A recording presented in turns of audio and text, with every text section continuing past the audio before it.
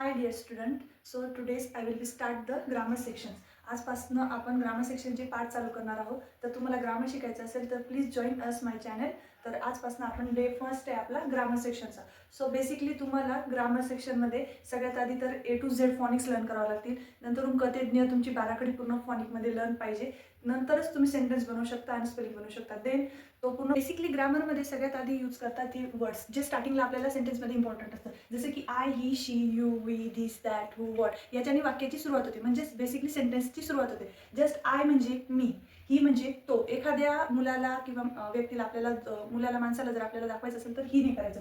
शी म्हणजे ती. एखादी मुलीला आपल्याला वाक्याची सुरुवात करायची असेल तर शीचा आपण यूज करतो. यू हा तू किंवा तुम्हीला यूज करता. वी म्हणजे आम्ही. दिस म्हणजे हे किंवा इथे. इथे काही वस्तू ठेवली आहे किंवा दिस इज तेव्हा आपण इथेचा यूज करतो. देन दॅट म्हणजे तिथे, की तिथे काही वस्तू आहेत. देन व्हॉट म्हणजे काय आणि हू मीन्स कोण. देन आपल्याला काही सेंटेन्ससाठी इम्पॉर्टंट आहे वर्ब्स मीन्स क्रिया. म्हणजे जे आपण डे टू डे लाईफमध्ये ज्या क्रिया करतो त्यांना आपल्याला त्या इम्पॉर्टंट असतात. जसे की मी काही वर्ड्स दिलेले आहेत आणि हे तुम्हाला बेसिकली पूर्ण लर्न करायचं आहे. जर तुम्ही लर्न केलं तेव्हाच तुम्हाला टेन्स ग्रामरचा येईल. तर फर्स्ट ऑफ ऑल वर्ब्समध्ये इट येतं. मग इट म्हणजे काय? खाणे. देन प्ले मीन्स खेळणे. देन ड्रिंक मीन्स पिणे. अँड गो मीन्स जाणे. ब्रोक म्हणजे तोडणे आणि टिअर म्हणजे फाडणे. हे मी काही वर्ड्स घेतलेले आहेत. हे तुम्हाला हे मिनिंग लर्न करायचे. तर आपण बेसिकली आता वर्ड स्टार्ट केलं. तर आम्ही जा 3 बहिणी आहेत. ॲम, इज आणि आर. ॲम काय म्हणते की I. Am means I then इजला किती इजला 2 मुली आहेत म्हणजे ही आणि शी. जेव्हा ही शी आपण वाक्यात स्टार्टिंग करू तेव्हा इज लावायचा आणि आरला 2 आहेत म्हणजे यू आणि वी. तेव्हा आर जेव्हा यूज करू म्हणजे वी आणि यूची स्टार्टिंग करू तेव्हा त्याला हेल्पिंग वर्ब म्हणून आर लागेल. तर तुम्ही लक्षात ठेवायचं जेव्हा आयची सुरुवात होईल तेव्हा नेहमी ॲम वापरायचा. जेव्हा ही शी वाक्याची सुरुवात होईल त्याचा हेल्पिंग वर्ब म्हणजे इज असेल आणि यू आणि आरने जेव्हा पण वाक्याची सुरुवात होईल त्याचा हेल्पिंग वर्ब म्हणजे आर आहे. जसे की मी वाक्यांमध्ये सांगते आय ॲम. जेव्हा पण आय आला तेव्हा वाक्याची हेल्पिंग वर्बमध्ये ॲम असेल. जसे की आय ॲम इट ॲपल म्हणजे मी काय खात आहे ॲपल. जर ही घेतला तर हिला ॲम लागेल का? नो, बिकॉज फक्त आयला लागतो. Then he is play means खेळणे. He is play kho kho म्हणजे तो काय खेळतोय? खो खो खेळतोय. Then she is drink milk. ती काय पित आहे? मिल्क पित आहे म्हणजेच दूध पित आहे. देन वी मीन्स आम्ही सगळे जास्त. मग we R play kho kho. आम्ही सगळे काय खेळत आहोत? खो खो खेळत आहोत. We R play kho kho म्हणजे आम्ही सगळे खो खो खेळत आहोत. Then you R. तू काय करत आहे? आता यूचा तू पण अर्थ होतो तुम्ही पण होतो. तुम्ही काय फाडत आहात असं पण विचारू शकतो ना. यू आर टिअर पेपर किंवा तुम्ही पेपर फाडला असं पण वाक्य येऊ शकतो. तर बेसिकली हे सगळं आपलं बेसिक फर्स्ट ग्रामर सेक्शनचा फर्स्ट डे होता. तुम्हाला जर असेच व्हिडिओ पाहिजे असतील तर प्लीज माझ्या चॅनलला फॉलो करा, सबस्क्राईब करा. Thank you. Welcome back to our channel. Today is our grammar section second day. आज आपल्या ग्रामर सेक्शनचा दुसरा पार्ट आहे. आज आपण शिकणार आहोत टेन्स.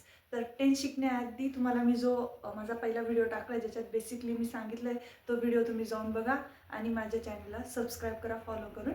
असेच नवनवीन व्हिडिओ बघण्यासाठी मला सबस्क्राईब करा. ओके, तर स्टार्ट आपला व्हिडिओ. सगळ्यात आधी आपण ग्रामर सेक्शनचा सेकंड डे टेन्स शिकणार आहोत. तर इथं आपल्याला टेन्स शिकण्याला एकदम मजेदार ट्रिक आहे जी तुम्हाला एकदम पटकन टेन्स समजून जातील. जसे की टेन्सचे 3 आहेत. तर फॉर एक्झाम्पल टेन्सला आपण काय समजू? आजोबा. टेन्सला आपण काय म्हणायचं आहे? आजोबा. मग आता तुमचे आजोबा आहेत तर आजोबांना किती मुलं आहेत? 3. बेसिकली किती मुलं आहेत? 3. Past, present and future. आणि आजोबांना 4 नातू आहेत. हे काय आहे? नातू. आणि हे काय आहेत? मुलं. तर आजोबा आहेत. आजोबांचं नाव आहे टेन्स. आजोबांना 3 मुलं. पहिला आहे पास्ट. हा जो पास्ट आहे हा एकदम जुन्या जमान्याचा आहे. हा अतिशय जुन्या विचाराचाच काय बोलत असतो. दुसरा जो आहे आज म्हणजेच प्रेझेंट हा एकदम मॉडर्न आहे. हा एकदम नवीन जमान्याचा विचार करतो. आणि हा जो फ्युचर आहे हा एकदम फेकू आहे. हा कायम असा म्हणत राहतो की माझ्याकडे बंगला येईल तसं. आणि त्यांचे 4 नातू म्हणजे प्रत्येकाला किती आहे? 4 मुलं आहेत. आणि आजोबा टेन्स. आजोबांची 3 मुलं म्हणजे पास्ट, प्रेझेंट, फ्युचर. पास्ट कसं आहे? जुन्या काळातला आहे. प्रेझेंट कसं आहे? जो एकदम आजच्या जमान्याचा विचार करतो. आणि फ्युचर कसं आहे? जो कायम फेकतो. आणि त्यांचे 4 नातू. आता पहिला नातू काय? सिम्पल. सिम्पल म्हणजे तो एकदम साधा आहे. तो एकदम आजच्या जमान्यामध्ये साधा मुलगा कसा नाही भेटत जास्त, एकदम साधा. दुसरा कसा आहे? कंटिन्यूस म्हणजे हा थोडासा आगाऊ आहे. हा अभ्यास पण करतो पण आगाऊ आहे. तिसरा आहे परफेक्ट. हा अतिशय परफेक्ट नातू आहे जो अभ्यास पण करतो, सगळ्यांचा एकदम ऐकतो, एकदम म्हणजे एकदम परफेक्ट मुलगा आहे. आणि चौथा आहे परफेक्ट कंटिन्यूस. हा परफेक्ट आहे पण हा थोडासा आगाऊ पण आहे, थोडासा मध्ये मस्तीखोर पण करतो. तर तुम्हाला टेन्स फॅमिली कशी वाटली? आजोबा आहे, आजोबांचे 3 मुलं आहेत, त्यांचे 4 नातू आहेत. यांचे नातेवाईक पण आहे. ते नातेवाईक कसे आहेत ते तुम्हाला मी सांगते आता.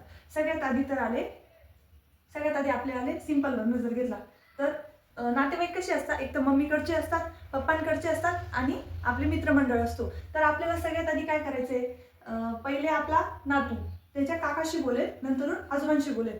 तर सिंपल पास्ट टेन्स पहिला आला, सिंपल पास्ट टेन्स म्हणजे हे मम्मीकडचे नातेवाईक. ओके. देन दुसरा आला आपला सिंपल प्रेझेंट टेन्स म्हणजे पप्पांकडचे नातेवाईक, सिंपल प्रेझेंट टेन्स. आणि तिसरं आले आपले म्हणजे नातेवाईक म्हणजे सिंपलचे फ्युचर टेन्स. तिसरं काय, सिंपल फ्युचर टेन्स.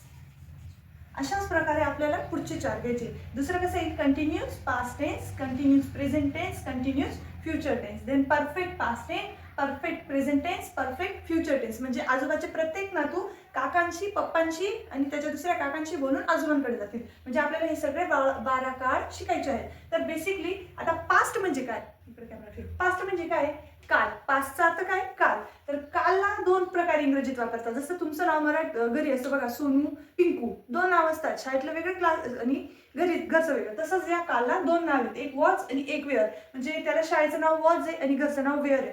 तर वॉचला आपण कुठे यूज करतो, जेव्हा वॉच एक व्यक्ती असेल तेव्हा वॉच यूज करतात. फॉर एक्झाम्पल आय म्हणजे एक व्यक्ती म्हणजे मी, आणि ही म्हणजे तो म्हणजे एक व्यक्ती, आणि शी म्हणजे ती म्हणजे एक व्यक्ती. आणि वेअर म्हणजे जास्त, एकापेक्षा जास्त व्यक्ती असल्यावर वेअर यूज होतो. जसे की यू म्हणजे तू किंवा तुम्ही, मग तुम्हीचा पण उच्चार जास्त होतो. आणि वी म्हणजे आम्ही. जेव्हा आपण वाक्याची सुरुवात आय ही शी ने करू तेव्हा कालच्या वाक्यामध्ये स्टार्टिंगला हेल्पिंग वर्ब नंतरून वॉज असेल, आणि यू आर जेव्हा आपण वाक्याची स्टार्टिंग करू त्याचा हेल्पिंग वर्ब वेअर असेल. तसंच प्रेझेंटचा अर्थ काय, आज. आणि आजचे पण दोन नाव आहेत, ॲम आणि आर. तीन नाव आहेत, ॲम, इज आणि आर. आता याचे तीन नाव कसे पडले, एक तर शाळेचं नाव, एक तर घरच्यांनी ठेवलेलं आणि एक मित्रांनी ठेवलेलं. मग फॉर एक्झाम्पल आय जर घेतलं तर आय ॲम कशाला लागेल, आयला. इज कशाला लागेल, ही शीला. आणि आर कशाला लागेल, यू आरला. असेच तुम्हाला व्हिडिओ बघण्यासाठी माझ्या चॅनलला सबस्क्राईब करा. थँक्यू.